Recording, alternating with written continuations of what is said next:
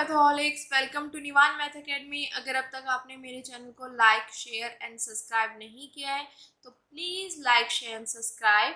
और आज का हमारे पास जो टॉपिक है वो है डेफिनेशन। यहाँ इस लेक्चर में आज हम कुछ डेफिनेशन करने वाले हैं जो कि एग्ज़ाम में हमें कभी कभी देखने के लिए मिल जाती है 2 मार्क्स में। ठीक है, तो सबसे पहले जो डेफिनेशन है वो है हमारे पास इंटीग्रल से रिलेटेड, कि हमारे पास कोई भी फंक्शन होगा उसको इंटीग्रल हम कब बोलेंगे। ठीक है, तो इसको बताने से पहले हम यहाँ पे कुछ टर्म्स देख लेते हैं, फिर उससे रिलेटेड हमारे पास जो यहाँ पे यूज होने वाला है वो हमें अच्छे से समझ आ जाएगा। देखो, टी यहाँ पे जो होता है वो टाइम के लिए होता है, क्यू आई हमारे पास जो होते हैं वो जनरलाइज्ड कोऑर्डिनेट होते हैं, पी आई जो होते हैं वो जनरलाइज्ड मोमेंटम होते हैं। इतना क्लियर हो गया बेटा? तो देखो, ए सर्टेन फंक्शन, यहाँ पे ए सर्टेन फंक्शन दिस। अब देखो, ये सर्टेन फंक्शन इनका फंक्शन है, तो ये जो मेरे पास यहाँ पे मैंने कोऑर्डिनेट आपको लिखे हैं, टाइम हो गया, क्यू आई हो गया, पी आई, इनको हम बोलते हैं हैमिल्टोनियन वेरिएबल्स। इतना क्लियर? तो ये मेरे पास जो सर्टेन फंक्शन है ये किसका फंक्शन है? हैमिल्टोनियन वेरिएबल्स का। तो इस फंक्शन को, जो कि हैमिल्टोनियन वेरिएबल्स का फंक्शन है, is called the integral of the equation of motion. अब ये इक्वेशन ऑफ मोशन कहाँ से आई? देखो, यहाँ पे हैमिल्टोनियन वेरिएबल्स का यूज हो रहा था, हैमिल्टोनियन फंक्शन भी आएगा। तो यहाँ पे हमने क्या बोला है कि जो मेरे पास इक्वेशन ऑफ मोशन कौन सी लेंगे? हैमिल्टन इक्वेशन ऑफ मोशन वाला पोर्शन। ठीक है, तो वो हम किस तरीके से ध्यान रखते हैं? देखो, डी यहाँ पे सिंपल से चीज आपको, यहाँ क्यू आई पी आई, इस क्यू आई का टी के रिस्पेक्ट में डेरिवेटिव, इस पी आई का टी के रिस्पेक्ट में डेरिवेटिव, इक्वल टू दोनों साइड। फिर कल एच, यहाँ पे क्यू आई है तो यहाँ पे पी आई लगेगा, यहाँ पे पी आई है तो यहाँ पे क्यू आई लगेगा, और पी आई के केस में यहाँ पे नेगेटिव साइन आता है, तो वही चीज तो यहाँ पे लिखी हुई है। ठीक है, और आई की वैल्यू 1 2 से लेके एन तक। इतना क्लियर हो गया बेटा? ठीक है, ये वाला पोर्शन। ओके, अब देखो, यहाँ पे हमारा मेन टारगेट क्या है, डेफिनेशन क्या है इंटीग्रल की। तो मेरे पास कोई भी एक सर्टेन फंक्शन है जो कि किसका फंक्शन है? हैमिल्टोनियन वेरिएबल्स का। तो उसको मैं इंटीग्रल कब कहूँगी? इन इक्वेशन ऑफ मोशन का, इफ मेरे पास जो गिवन सिस्टम के किसी भी मोशन के लिए, मतलब एनी मोशन, कोई भी मोशन के लिए अगर मेरे पास ये फंक्शन जो है इक्वल टू आ जाए कांस्टेंट के।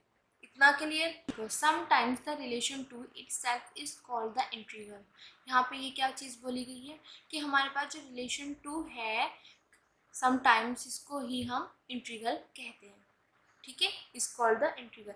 जो मेरे पास रिलेशन टू है ना, इसी को हम इंटीग्रल कहते हैं समटाइम्स। ठीक है, कभी कभी। ओके, अब ये चीज़ हमें समझ आ गया कि what is the definition of integral. कोई भी मेरे पास सर्टेन फंक्शन होगा जो कि मेरे पास हैमिल्टोनियन वेरिएबल्स का फंक्शन होगा, उसको मैं इंटीग्रल कब कहूँगी? Of equation of motion this, if अगर मेरे पास गिवन सिस्टम के किसी भी मोशन, गिवन सिस्टम के एनी मोशन के लिए अगर हम बात करें, वो इक्वल टू, वो फंक्शन जो है मेरे पास इक्वल टू हो जाए कांस्टेंट के। ठीक है, ठीक है बेटा, इतनी बात समझ आ गई? अब इसी से रिलेटेड हम 2 एग्जाम्पल करेंगे जिसमें हम बताएंगे कि कैसे हम इसको इंटीग्रल कहते हैं। सबसे पहला एग्जाम्पल जो है हमारे पास, for a generalized conservative system.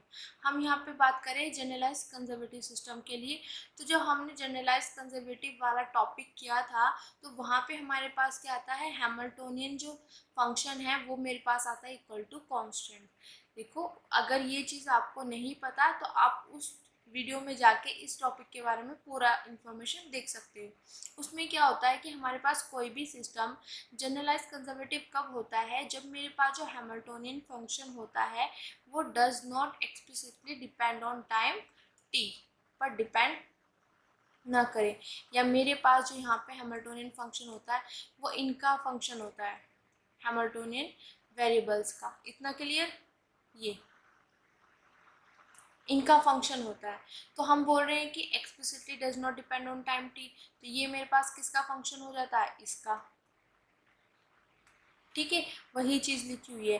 और जब हमने इसको सॉल्व किया था तो यहाँ से मेरे पास h इक्वल टू कॉन्स्टेंट निकल के आया था। ठीक है, और h इक्वल टू दिस, तो दिस इक्वल टू कॉन्स्टेंट। तो ठीक है। और इसको डीपली अच्छे से पढ़ने के लिए आप इसकी जो इससे रिलेटेड मैंने वीडियो बनाई हुई है आप उसमें देख सकते हो। ठीक है बेटा। तो जब हमारे पास सिस्टम क्या होता है, जनरलाइज कंजर्वेटिव होता है, तब हमारे पास जो हैमिल्टोनियन फंक्शन होता है वो दिस इक्वल टू क्या होता है, कांस्टेंट के। अब देखो ये दिस इक्वल टू कांस्टेंट हो गया, तो इसका मतलब this function is the integral.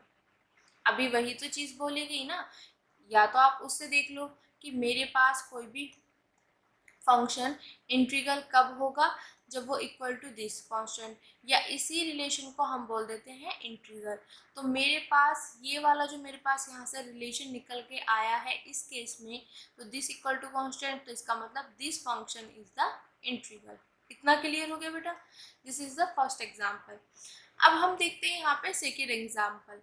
ये है मेरे पास साइक्लिक कोऑर्डिनेट से रिलेटेड। ठीक है। अब इसका भी मैंने बताया हुआ है, इसका एक थ्योरम है, इसी से रिलेटेड है वो। ठीक है। तो उसका ही यहाँ पे मतलब बताया गया है। तो अगर इसको भी अगर आप अच्छे से डीपली, मतलब मैं पूरा यहाँ पे कराऊंगी, अगर अच्छे से डीपली करना चाहते हो इस थ्योरम को, तो आप इससे रिलेटेड जो वीडियो है इस थ्योरम की वो देख लेना। ठीक है बेटा।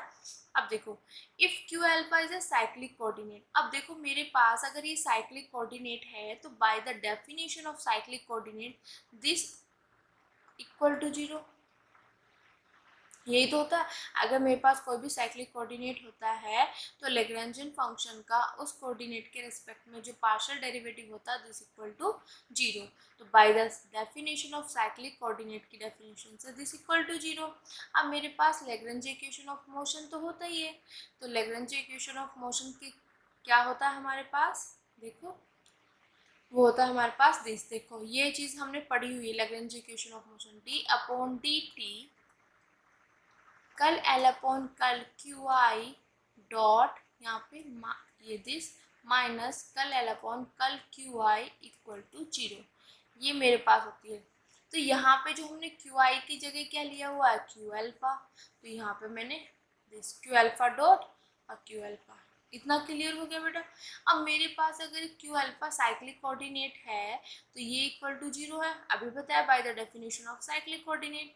तो दिस इक्वल टू जीरो। अब देखो इसकी वैल्यू मेरे पास क्या होती है, ये हमारे पास होता है जनरलाइज्ड मोमेंटम। ठीक है। और इसको हम निकालते हैं इस तरीके से। ठीक है। जो भी मेरे पास क्या होता है, जनरलाइज्ड ये मोमेंटम होता है, this is the generalised velocity. अगर मैं लैग्रेंजियन फंक्शन को जनरलाइज्ड वेलोसिटी के रिस्पेक्ट में पार्शियल डेरिवेटिव कर देती हूँ, तो मेरे पास जनरलाइज्ड मोमेंटम आ जाता है। तो इसकी जगह मैं ये चीज़ लिख सकती हूँ, मैंने लिख दिया। तो d p alpha upon d t equal to zero. अब मेरे पास डी पी एल्फा, इसको ले जाऊँ मैं इधर, इंट्रीगेशन, तो यहाँ पे पी अल्फा, ठीक है, इक्वल टू जीरो प्लस के यहाँ पे कोई कांस्टेंट होगा। ठीक है। इतनी बात समझ आई बेटा। तो मेरे पास यहाँ से निकल के आ गया P alpha equal to constant. इतना क्लियर हुआ। ठीक है। अब जब P alpha equal to constant आ गया, तो P alpha is the integral. हम वही चीज़ यहाँ पे अब तक बोलते आ रहे हैं बेटा, कि मेरे पास कोई भी फंक्शन है अगर वो इक्वल टू कांस्टेंट आ जाता है तो उसको हम बोलते हैं इंटीग्रल। तो यहाँ पे दिस इक्वल टू कांस्टेंट, तो दिस इज द इंटीग्रल। यहाँ पे P alpha equal to constant, तो P alpha is the integral. Simple सी डेफिनेशन है। ठीक है। इतना क्लियर हुआ बेटा। अब देखते हैं सेकेंड डेफिनेशन। सेकेंड डेफिनेशन होती क्या है, हमारे पास सेकेंड डेफिनेशन है कंजर्वेटिव सिस्टम। ये मैक्सिमम हमें एग्जाम में देखने के लिए मिलती है। तो देखो इसकी डेफिनेशन क्या है, in natural scleronomic holonomic system with an ordinary force potential that is not explicitly depend on time T is called the conservative system. अब देखो यहाँ पे क्या बोला गया है, मेरे पास कोई भी सिस्टम कंजर्वेटिव सिस्टम कब होगा, वो एक तो नेचुरल स्कैलोनॉमिक होलोनॉमिक सिस्टम होना चाहिए। पहली चीज तो ये ध्यान रखो। ठीक है। This a natural scleronomic holonomic system first. ठीक है। सेकेंड क्या है, उसमें विद ऑर्डिनरी फोर्स पोटेंशियल, वहाँ पे ऑर्डिनरी फोर्स पोटेंशियल होने चाहिए। ठीक है। Second condition. फिर थर्ड, जो यहाँ पे ऑर्डिनरी फोर्स पोटेंशियल होंगे वो is not explicitly depend on time T, वो एक्सप्लिसिटली डिपेंड नहीं करने चाहिए ऑन टाइम टी पे। तो ऐसा जो मेरे पास सिस्टम होगा उसको हम बोलेंगे कंजर्वेटिव सिस्टम। बात समझ आई? A natural scleronomic holonomic system, मेरे पास एक natural scleronomic holonomic system with an ordinary force potential that is not explicitly depend on time पर डिपेंड ना करे is called the conservative system. सिर्फ 3 चीज़ें इसमें ध्यान रखनी है आपने। पहला, स्कैलरोनॉमिक होलोनॉमिक सिस्टम होना चाहिए। फिर दूसरा, ऑर्डिनरी पोटेंशियल फोर्सेस होने चाहिए, यहाँ पे ऑर्डिनरी फोर्स पोटेंशियल होने चाहिए।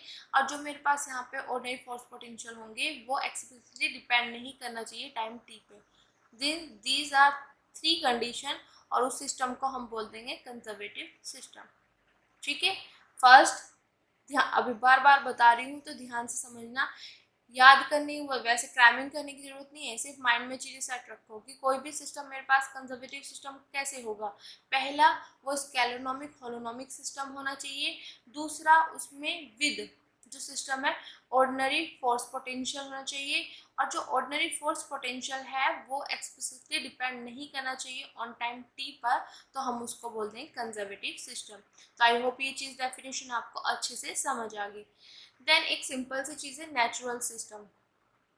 अब नेचुरल सिस्टम क्या होता है? Classical system in which the force have the ordinary potential this और द जनरलाइज पोटेंशियल। अब देखो ये हमें पता है ना कि ऑर्डिनरी पोटेंशियल में हमारे पास क्या होता है, टाइम होता है, जनरलाइज कोऑर्डिनेट होते हैं।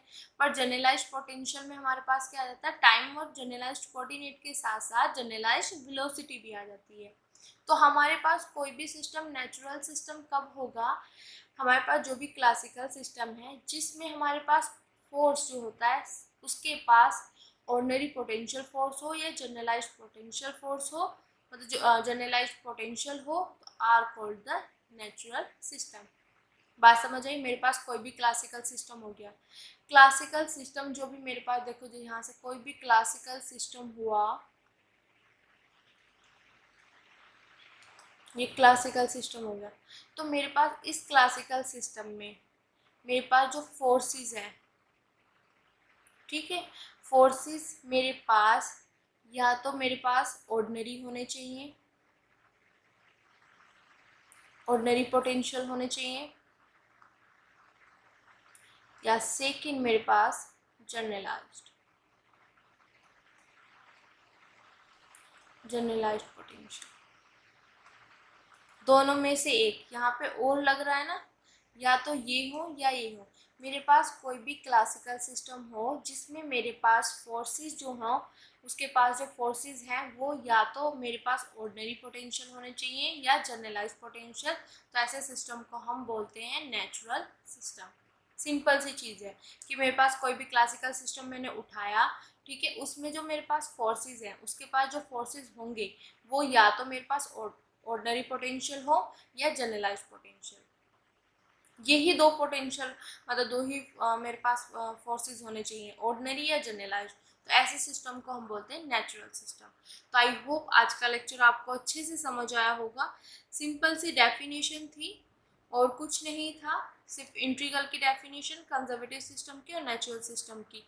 इंट्रीगल में सिंपल सा इतना ध्यान रखना है कि मेरे पास फंक्शन इक्वल टू कांस्टेंट, तो इंट्रीगल हो जाएगा। कंजर्वेटिव में स्कैलरोनॉमिक, होलोनॉमिक और यहाँ पे ऑर्डिनरी पोटेंशियल फोर्स होने चाहिए और जो कि मेरे पास टाइम पे एक्सप्लिसिटली डिपेंड नहीं करते हैं। नेचुरल में ये हो गया कि मेरे पास कोई भी क्लासिकल सिस्टम है और उसमें जो फोर्सेस है उसके पास जो फोर्सेस होंगे या तो वो मेरे पास ऑर्डिनरी हो या जनरलाइज्ड पोटेंशियल, ठीक है। तो ऐसे सिस्टम को हम बोलेंगे नेचुरल सिस्टम। तो आज के लिए थैंक यू सो मच बेटा। अगर आपको मेरी वीडियोस, मेरे लेक्चर्स पसंद आ रहे हैं तो please like, share and subscribe और बच्चों तक जरूर पहुंचाएं जिनको इनकी नीड है। Thank you so much.